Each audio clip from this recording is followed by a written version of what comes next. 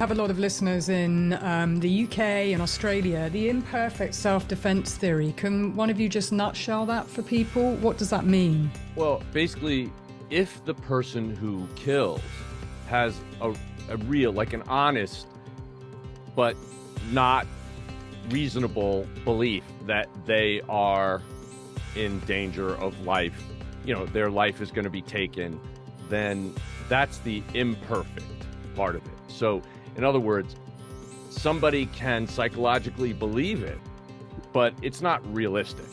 And so it's not imminent in that moment. But in their mind it is. They can believe it, right? The word reasonable can cause problems because people who are educated about abuse say that it would be reasonable under the circumstances that they grew up to be afraid at that time. So that's the legal word, is reasonable. I prefer the word mistaken. If they have the mistaken belief that their lives are in danger and they kill anyway, that's imperfect self-defense. If they had a reasonable and non-mistaken belief that their life is in danger and they kill, that's not even a crime. That's just perfect self-defense.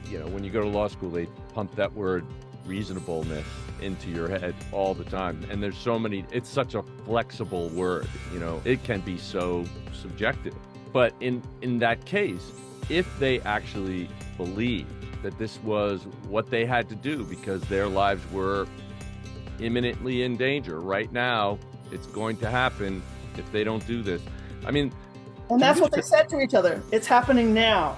Right. They had built it up into their minds. Now, I don't know that Kitty and Jose were not planning to kill their boys, but they weren't at that very moment.